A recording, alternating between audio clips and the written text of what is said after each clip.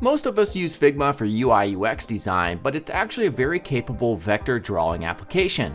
In this crash course, we're going to tackle 5 projects that will help you get up and running with graphic design in Figma. So let's get started. If you enjoyed this video, check out DesignCourse.com where you can learn UI UX, CSS, and more with my custom interactive platform that makes learning fun and easy. All right, let's start off by making a very simple, kind of like a document icon. So to do this, we're just going to start with a desktop frame. So I'm just going to choose desktop right here. It really doesn't matter the size for this demo.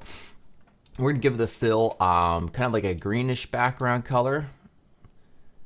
Yeah, right around there is looking good. All right. Color, again, doesn't really matter. So the first drawing tool that we're going to take a look at, we're going to zoom up here, is going to be the rectangle tool. I use this almost, pretty much every single time, obviously, when you're designing a UI, because a lot of it is rectangle based. And so I'm just going to left click and drag out the section right around there. And we're going to take these little corners. You can see these little circles kind of like right there. If I zoom up, these right here, and we can just pull and drag those in. All right. We can also select one specifically if we just hold the Alt or Option key on Mac and just drag it in. And then now any future ones, we can also just left click it and just pull them in as well. All depends on the type of aesthetic that you're going for. I kind of like this overall feel right here. I don't want to give it a fill, so I'm going to go over here and click this minus, and then we're going to click plus under stroke. All right, so if I zoom up, we click plus, and if I left click and drag, we could change the radius or the thickness of that stroke. I'm going to make it white. All right, that looks pretty good. And this is a pretty large icon, so I just scale this down by holding Shift while left clicking and dragging. And then we can go ahead and use another tool. Now, if I come up here, we want to use the line tool. All right, it's just for creating simple lines. So for like a document, for some fake text. All right, so what we want to do is I want to make this thickness the same as this thickness over here to keep it consistent. So as you can see, that thickness is 10. We could take this, we'll make this 10 as well. Very simple. And we could also change this to round end caps. We could also change the end caps to these other varying types over here. So round here, and then round at the other end as well. Go ahead and make it white. Get that centered up. Now we can hold Shift and Alt and left click and drag down, and then hit Control D to duplicate maybe 4 or 3 times. And then hold Shift, left click and drag this in over here. And there we go. We can select all 4. We can get them more situated, if you want to make other finer adjustments. And there you go. That's a very simple icon right here. Kind of looks strange a little bit with this little swoop, but that's okay. Nonetheless, you understand now how to do it. We can also give it a unique background, maybe make it kind of like glossy in the background. So in order to do this, we're going to go ahead and take a rectangle. I'm going to left click and drag right down the middle. Now I'm going to take the original background right here, this outline essentially, and we're going to give it a fill this time, and it's just going to be the same background color that it currently is. And you'll see why I'm doing this in a second. And then what I'm going to do is I'm going to take that background, the original outline, right where it says rectangle 2 over here, hit Control C and Control V to create a duplicate. And then with that duplicate selected, I can go ahead and select this ugly rectangle on top of it. So we're selecting both of them now, holding Shift and left clicking. And then what we can do is choose this, use as mask right here. All right, so the element sitting on top now is completely confined by that duplicate of the original background. So now what we can do is take this color, maybe we'll make it a little bit darker. All right, and then we could take this whole mask group over here and we'll put it just at the bottom. All right, now that looks kind of weird. So what we could do is a few different options. We can make this a lot darker and perhaps just adjust the opacity slider like that. There we go. That looks kind of like an interesting aesthetic. Or we could leave it up and then we could change a blend mode. So if we choose this, you'll see if we go through these, it'll give us interesting sort of interactions with the colors based on the blend mode. So we could just do this one, and that looks pretty good to me. All right, very, very, very cool. So you could try that again, just using a different shape. So for instance, if I hit the O key, this gives us a shortcut to the ellipse tool, which is something you're often using a lot of. We could shift left click, hold Alt, so shift Alt left click to make a perfect circle from the center of selection. And then we can just drag this into our mask group. And when we do that, we want to, oh, I think that was the wrong mask group. Yeah, there we go. There we go. Now we can see it. And we could just make it the same color as this one, and then maybe get rid of this one over here, and then do either that fill or the layer filter change right there. And there you go. Very, very easy. So those are our simple icons. And one thing to take note is, let's say for instance, we want to scale this down. Watch what happens. Uh-oh, we lose the thickness there. So what we can do to fix that, we can select our strokes individually. I don't want to select the mask group in it. I just want to select the background, which is rectangle 3. We can right click and choose outline stroke. And then now if we select everything, we could scale this down easily like that. Awesome, awesome stuff. So here's just a final example of that scaling down. All right, so let's do another one, except we're basically just gonna utilize the same concepts here in the concept of a different project, just to give you a little bit of muscle memory. Let's change the background color here. Yeah, that'll work. All right, let's hit R. And this time, we're just gonna make the fill black. We're gonna get in here with our border radiuses. Yep, somewhere right around there is fine. And then what we'll do is we'll take the top, hold Alt or Option, bring it all the way in.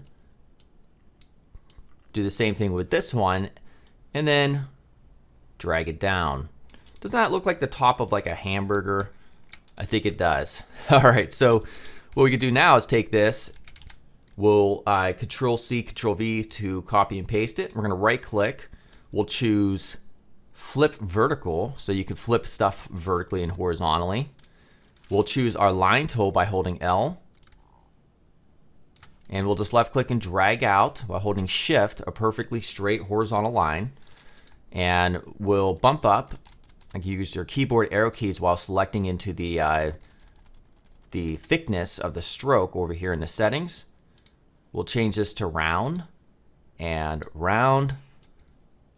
Hold Shift, kind of get things just moved over. You can select the endpoints here and just hold Shift to move them. And then we'll duplicate that, Control D. All right, there you go. A very simple hamburger. Okay, so what we can do now additionally is right click and just outline the strokes there. Now we can scale it down.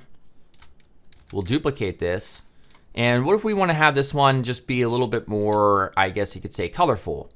All right, so to do that, I'm going to take all these 4 elements, select them, or you can just go like this and select them. And I'm going to give them a background color. And I think we'll do like a bread sort of color, maybe like right around there. I know that's terrible contrast based on the background, but don't worry.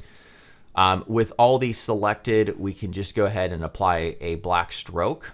Now for your stroke options, we can choose outside and then increase this. There we go. So that gives us a lot of nice black white space, or black contrast rather, with our colors there. And now we can do kind of like the same idea. Now another thing I'm going to introduce, we have 4 separate layers right here. And what we can do in order to kind of condense them all into the same shape is to use these what are called Boolean groups. So union selection will kind of just combine them all. So now as you can see, it's in a union group, and now we could do stuff with that. So let's say, for instance, we want to put like little sesame seeds on here. So what I can do is, and to ensure that those show up, is I'm just going to copy and paste that whole union group just temporarily, and then I'm going to hit O just for our ellipse tool. Create just a color. We'll get the eyedropper tool, get the same background color, and then make this slightly lighter. That's it. That's all we have to do. And what I'm going to do is take these and get these positioned, kind of where I think it makes sense. Now, what I'll do is I'll delete that one first, and we're going to select that these two right here, the very last two layers that we have, and then choose Use as Mask. So that way I could take this. You could Control left click to select specific elements inside of a group or a union, and we can move this around now, and it'll be inside of our object. All right, so if we want to go like this,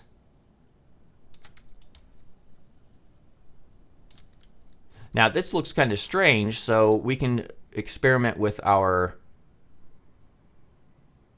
modes over here. Okay, that'll work. Even white is fine with that. We'll just kind of push it over there to the right.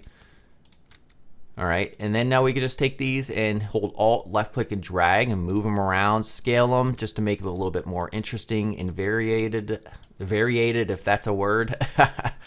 All right, go right there, here. There we go. And there's our kind of bland burger. All right, awesome. Okay, let's continue on. For the next demo, this is going to be more kind of like an abstract piece. So let's Shift, Alt, drag over that artboard. And this time, we're going to give ourselves just a white background. We'll delete that stuff. I'm going to hit R. And this might be in the context of like a UI. Like we have two different columns. And for the background of this one, we're just going to use somewhere maybe around here, kind of like this green. And I'm just going to work with simple shapes this time. Maybe you've seen this sort of pattern-based design before. It's kind of abstract. It'll just help you kind of work with your masks as well. So I'm going to hit O to create a perfect circle, like right around here. And then inside of there, let's just get the eyedropper. You can also, instead of doing this manually, just select the shape and hit I on your keyboard. There you go. You have the same color. We can drag this down. We're going to make this a little bit darker. Now, one thing about your vector shapes is if you double click, you do have access to the ability to play around with them if you wish, to change the shapes and all that. We'll do that in a little bit. But I'm just letting you know at this point, planting that seed there for you. We're going to take the rectangle tool, and I'm going to cut this basically in half right there. And there should be a guide, a little red guide that kind of snaps it into position based on the halfway point. So what we can do now is we can select both of these layers right there. And I'm going to come up here, up into our Boolean groups, and choose Subtract Selection. So watch what happens here. It hides it. And you don't lose it though, because if you come over here in the layers, you can still gain access to this and move that around. So now it's only going to show that portion. So now we can just select that and we could do whatever we want with it. So for instance, if we could get this out roughly around halfway size here, we'll duplicate this. Maybe we will hold Shift and rotate it to 90 degrees. Maybe put one there. Maybe we will right click and flip horizontal. We'll duplicate that with Control D. We'll do another flip horizontal. That's nice. We can vary the colors, so Control left click to select it.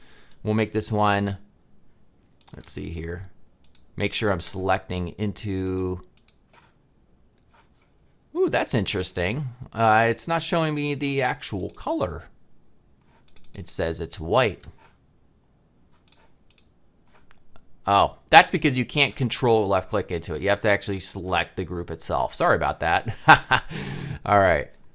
Now we're going to go ahead and do the same thing with this one. Maybe we'll make it white, but we'll take the opacity down to like, ooh, that I actually don't like that at all. Let's select the background.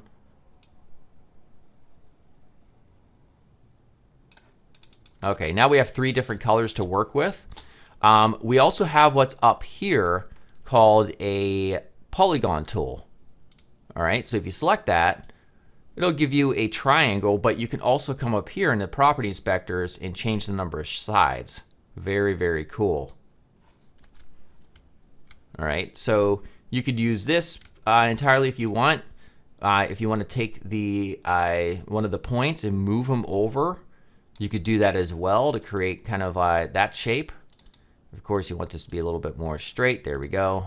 Your guides will help you get that into place. Maybe we can make this larger so it goes all the way from one to the other. Make it white. Maybe duplicate this one. Right click, flip horizontal. Maybe we'll make this one that color. I think this background's a little bit intense. There we go. All right, and then we could take all this stuff, replicate it, right click, flip horizontal, right click, flip vertical. Actually, I don't like flipping that all vertical, so let's back up. Let's flip vertical, but not horizontal. There we go. All right. Now we could do something trendy. I'm just going to put a vague word here, maybe 150. 150 for the font size. Make it bold. Actually, and then we'll just paste this. I have some text that I had pasted offhand, and there you go. Kind of like this kind of weird, trendy sort of look. What if you think, though, that this is kind of just has too much contrast? We could just select everything real quick and just group them up, Control G. We'll put another rectangle behind it like this. All right, and we'll just put it to the very bottom. And that rectangle, you know, maybe we'll make the color just another green that we chose before. We'll take the entire group and we can make the entire group have a lower opacity. So let's just do like 50%. There you go. So now it's not sticking out quite as much as, you know, maybe you would want or in terms of contrast. All right, very cool. Next up, we're going to do something that's a little bit different. And this time we'll involve the use of the pen tool for the first time and gradients as well. So let's delete all this stuff. This time we're going to use the dark background just to vary the situation a little bit. And the pen tool, the very dreaded pen tool, that is right up here. So you can see pen right there. Now you can create 2 different types of shapes. One that's just where there's no smooth elements, or you can also left click and drag to create what are called Bezier curves. So each one of these dots is kind of an anchor point in which you can then manipulate afterwards if you wish, move it around. You can take these little handles and you can make it affect you know, how the line is going to be drawn. So I'm going to delete that. In this one, we're just going to keep real simple. We're not going to have any Bezier curves. We're going to create kind of like a jewel shape, essentially. So go down here, maybe one like right here, maybe one there and there. Okay. Now what we'll do is we'll take the stroke, get rid of it, give it a fill of like a nice sort of purplish color. There we go. All right, that looks cool. And let's take this, and for the fill, let's go ahead and give it a gradient. So we choose this, and that's a gradient. So we can angle this gradient however we wish. Notice over here, this area right here, where it's purple, is in relation to this color picker or stopper right here. Now notice we can move things around. We could select this one. Now this one's transparent because if we come over here, the transparency is set to 0. So if we set this to 100%, we can now see the same color. It looks flat because there are two of the same colors. But if I drag this down, maybe the bottom is a little bit darker. So that's how you work with gradients. So now let's get some other shapes to work in here. So I'll hit P for the pen tool, and maybe we'll do one like right up here at this top portion, and maybe we'll have everything kind of coming together to a point in the middle. And then we'll drag down here just at the very tip, and then come up and around like that. Now we'll get rid of the stroke, give it a fill. And now what we want to do is take the original, we'll Control C or just hit Control D to duplicate it, select both, click Use as Mask. There we go. So now we could take this element and give it a gradient. And as you can see, this is kind of like a nice highlight. And we can push this around to really give us an interesting sort of aesthetic. Remember, we can move these elements too. I think right there is good for now. We could do this again now. So now what we could do is maybe we'll have a shape for this area, this little face. And we'll just drag that into the mask group that we created, get rid of the stroke, give it a fill.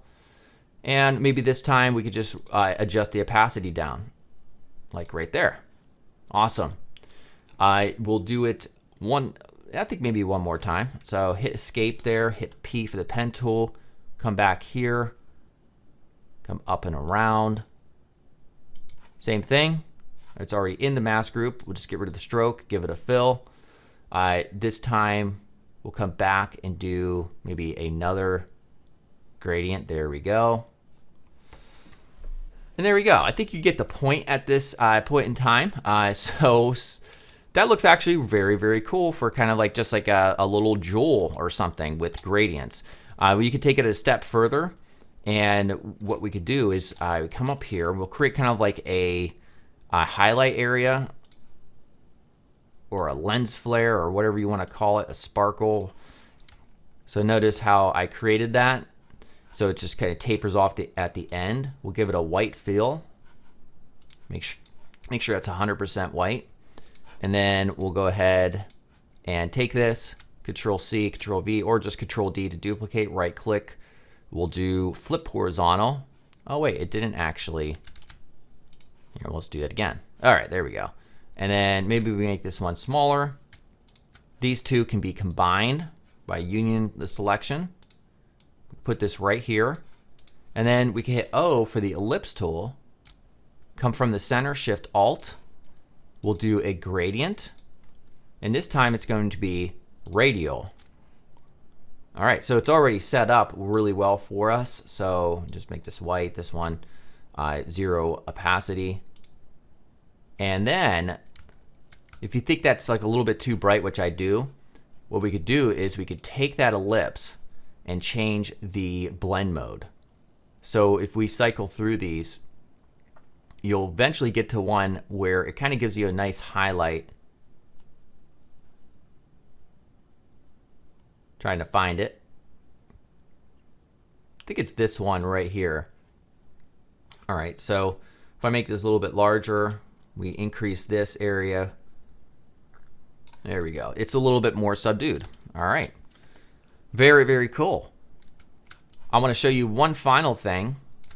Maybe we want a little bit more contrast where it's dark purple versus this gray. So what we can do is I'll show you another tool we haven't used, the polygon tool. Or wait, the star tool. No. Which one do I want to use? Let's try the star tool just for the heck of it. Shift Alt like this. Now you could change the sides on this as well. Now what's really cool is you can also change the border radius on this. So look at this. You can create really interesting shapes on the fly. So maybe we'll take this one, we'll rotate it, we'll scale up, and then we'll put it behind everything. And then we'll change the background color and we'll make it slightly darker. Here, let's make it a little bit larger. Although it might be cool for it to come out a little bit. And there you go. Now, another thing I want to show you, let's say for instance, for some reason you want some type next to it with like an interesting arrow. We'll take our pen tool, and this time we will use a Bezier curve. I'm sure you've seen this sort of thing before. So what we'll do is we'll create an anchor point here, we'll just left click. Then I'm going to left click up here and drag, and then come back around like that. So it looks kind of like a cursive E. So we'll take the stroke, we'll leave the stroke this time. We'll make it maybe size 3. The left end cap we'll make round, and the right end cap we'll make an arrow. And you have different arrow types. So I think we'll use that one.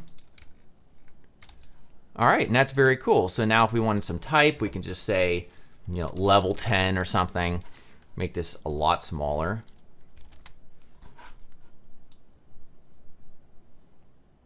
Maybe something like that. And what's cool is we can select this stroke and we can modify it by double clicking into it. And you'll see up here the toolbar changes when you do that. You have a few tools like the bend tool. This is a really cool tool where if you just click anywhere on the path, it'll allow us to manipulate the shapes and such. So just understand that you could do that. We can select the anchor points and with the blend tool, and you can move them as well. You can go back just to the select tool, and you can adjust these anchor points individually and also these little handles as well. Awesome. Okay, I think we can make that background a little bit darker. Okay. All right, so we have one more example. And this time we're going to make a little illustrated character.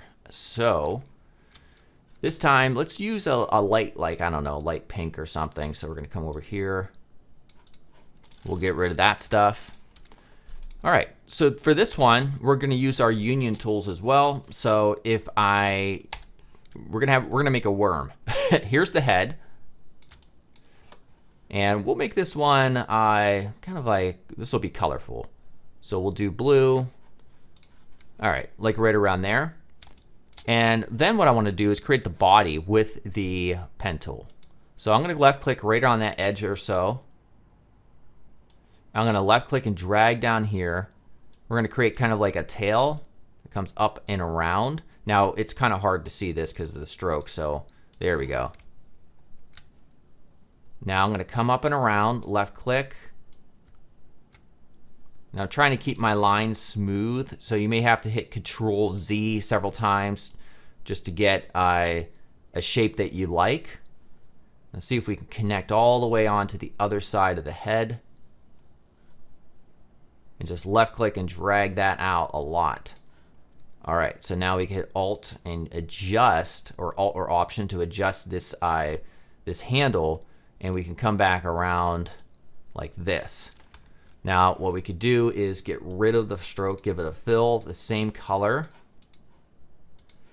And now what we could do, we can really zoom up here. We could double click and get this kind of attached to that edge as best we can, and then select both. And then we will union those selections. So now it's a single shape. Very cool. So now we can hit O and just Shift Alt to create a perfect circle. These are the eyeballs, so I make them white. We can give both of these a stroke. So stroke here, kind of like right there. And again, this wasn't kind of perfectly aligned as best it could be. So you just kind of want to get this to be seamless, kind of like that. There we go. All right, so now what we could do is Control C or just Control D to duplicate that. Shift Alt, scale it down. This time it won't have a stroke, but it will have a fill of something like reddish. We're going to move it over here, and then we're going to duplicate that as well. This will be the pupil, and this will be black. We'll get closer with the pen tool to create a highlight.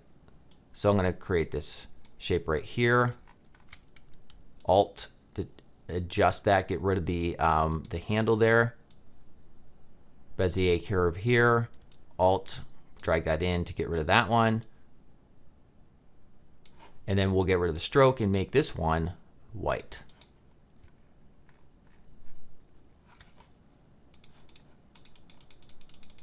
All right. So if we think all these are a little bit too small, just Control Shift and left click to select them and then just make them larger. Not a big deal. There we go. So now we'll take that, hold Alt and just left click and drag. You can make this one slightly larger if you want. There you go. And then let's do a mouth real quick. So we'll take our pen tool again. As you can see, we're getting a lot of practice with the pen tool. Left click to create a mouth here. Let's get rid of that handle so it doesn't influence the next path. We're gonna left click here. All right, this will be just a fill of black. Then we can smooth it out by adjusting the border radius up here, which you can actually do with custom drawn shapes with the pen tool, which is very awesome. Now you can have fun with it again. So for instance, we can use and create a layer mask so that we can create some like maybe just skin textures, like little circles or something like that. So I can duplicate the original union here, and then what I can do is hit O. Maybe just some circles. Let's get a color here. Maybe this color is just darker, and also, well, we'll leave it like that. And then we'll take these two, and at this point we could just take the opacity down a lot. So like that. Now left click and hit Control and then to select it, hold Alt, scale it down if you wish, and just put them, you know, in different areas that might make sense.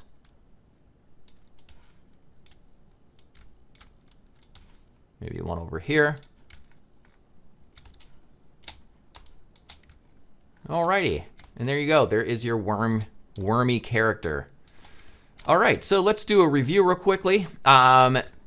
Those are pretty much most of the drawing tools, and you can achieve a massive amount. When you learn how to work with, you know, the various shape tools here, which we didn't cover, well, we basically almost covered everything. And when you get to the point where you're comfortable with working with the vector shapes, it's gonna make your life a lot easier. It's gonna expand the possibilities of what you're able to create, especially even if you're a UI designer and not necessarily a graphic designer, because this is graphic design, but of course, we use this sort of stuff as UI UX designers in our designs as well.